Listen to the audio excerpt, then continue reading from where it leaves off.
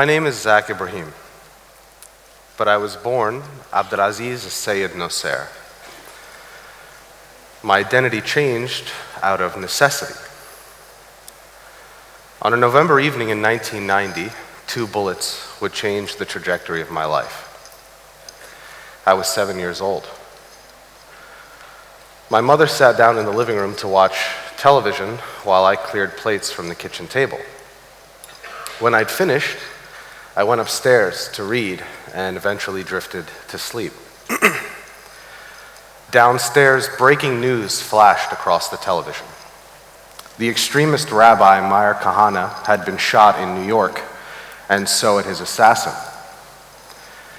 The camera cut to footage of the assassin, my father, laying in a pool of blood. Neither were expected to live. My mother watched as they put my father into an ambulance. This would be my family's first introduction to terrorism, but unfortunately not its last. A few months prior to his arrest, my father sat me down and explained that for the past few weekends, he and some friends had been going to a shooting range for target practice. He told me I'd be going with him the next morning. We arrived at the shooting range, which unbeknownst to our group was being watched by the FBI. When it was my turn to shoot, my father helped me hold a rifle to my shoulder and explained how to aim at a target about 30 yards off.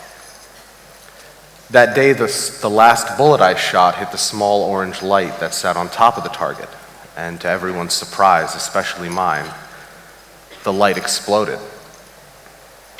My uncle turned to the other men and in Arabic said, "Ibn Abu," like father, like son.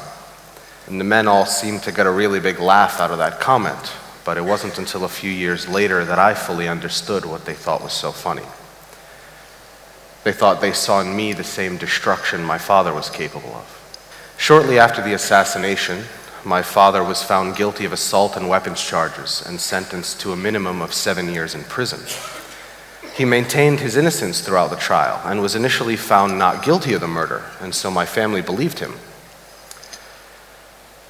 My mother tried her best to shield me from the fallout of my father's trial, from the death threats, the media, lawyers, the FBI, being ostracized everywhere we went. Hoping to escape the spotlight, my mother decided to take my siblings and I to Egypt to visit my father's side of the family. What happened next illustrates how surreal my life was becoming. When we exited the airport in Cairo, we were met by a group of soldiers who were there to protect my family during our stay. Snipers were positioned on the rooftops around our apartment building, while men in uniform guarded the lobby. And at the same time, historical monuments like the pyramids at Giza were closed off to tourists, allowing my family to have a private tour, soldiers in tow. The security seemed excessive to a young kid like me, but as it turned out, I couldn't have been more wrong. One afternoon while I was playing with some friends outside, a strange man who mistook my cousin for me attempted to kidnap him. The soldiers caught the man and dragged him back to their truck. I remember his face, bloody and beaten. It almost seemed like a movie. An infamous terrorist father, armed guards, and a foiled kidnapping attempt. The next chapter in my life, returning home to the US, would not be any less dramatic. My family and I were trying to hold on to any scrap of normalcy that we could find, but my father had been busy making his own plans. From his prison cell, he was found to have connections directly to Osama bin Laden and the organization that would ultimately become Al-Qaeda. Wiretaps and an undercover informant found evidence of bomb-making manuals and a plot to bomb major New York City landmarks. With this new evidence, my father was retried for the Kahane murder, among other crimes, and sentenced to spend the rest of his life in prison. Because of this, my family decided to end communication with him. trying our best to start a new life outside of the shadow my father cast. Is there any emotion that exists more effortlessly than that of the love between a parent and a child?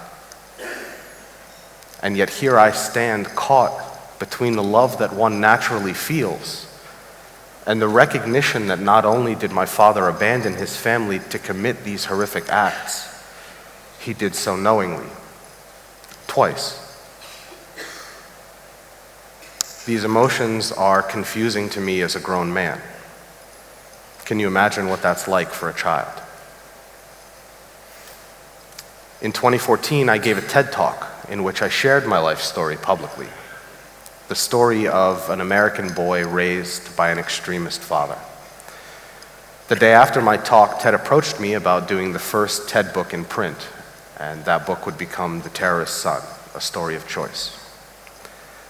I knew that outing myself would be risky, but I also knew that there was value in the lessons that I learned from my experiences. One morning I woke up to find an email from the Bureau of Prisons saying that my father would like to begin communication with me. It had been more than 10 years since we last spoke. The email said I had 10 days to decide yes or no to the communication. Now, the truth is, before I ever started speaking publicly, I had contemplated getting in contact with my father. I wanted to ask him why he chose the path he did. Was it for his faith, fame? Did he feel some overwhelming need to be a part of something greater than himself? If so, why wasn't his family enough? I wasn't sure if I was ready to hear the answers to these questions, but every part of me felt like I had to know. I thought, what if he died in prison and I never got this opportunity again? I would ask, what would you do if you were me? I clicked yes. I told my father about life after he went to prison, about being poor, moving from ghetto to ghetto, being bullied, and the anxiety that manifested from those experiences. It was important to me that he understand how hard life was after he left, particularly how hard it was for my mother. I told him that I was no longer a Muslim. But I'd like to make it a point to say that I didn't leave the religion because of my father's actions. I knew that what he did was well outside of mainstream Islam. I simply lost my faith. However, I've had the privilege of working with people all over the world who believe very strongly in their faith and in the pursuit of peace, working together to create a world where people of all religions or none at all can come together in solidarity. After I told him this, his emails began to take a different tone. He became suspicious of my questions, going so far as to ask if I was somehow trying to incriminate him. All of those questions that I had pondered for much of my life, he summed up by saying that it was simply God's plan. To say this answer was disheartening would be an understatement. And ultimately, our conversation became unhealthy, and so once again, I ended communication. It took me a long time to sort through all of the emotions that our conversation had brought to the surface. But in that time, I realized that, although not what I wanted to hear, he had actually given me the answers that I had been looking for.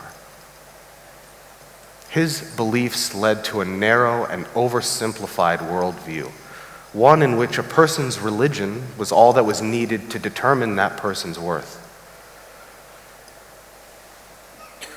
And yet I felt as though a weight had been lifted from me, and I realized that I no longer needed his answers. In a sense, that set me free. Wherever I speak, the subject inevitably turns to groups like ISIS and what we can do as individuals to combat those willing to go to such brutal lengths for their beliefs. And there are a lot of complicated answers to this question. There is no one path that a person takes. But the simplest answer that I can give you is to say, don't give in to fear. Do not allow the actions of a radical group to alter society in a way that further alienates nonviolent citizens, marginalized by a fearful majority. Groups like ISIS traffic in fear and vengeance. They use these emotions to fill their ranks. Religion is used simply to cloak the intentions of men like Abu Bakr al-Baghdadi, the leader of ISIS. But it is those human emotions, fear, vengeance, the isolation that binds the rank and file. Whenever we divide people into smaller and smaller groups based on one arbitrary distinction or another, we create communities ingrained with hostility toward one another. As I mature, I realize the only way that I can overcome the challenges of my past, which at times has been crippling, is to help others understand that hatred only produces more hate. But belief in nonviolence at least provides an opportunity to heal. I stand here as proof that those cycles of violence, no matter how old, don't have to continue forever. Thank you.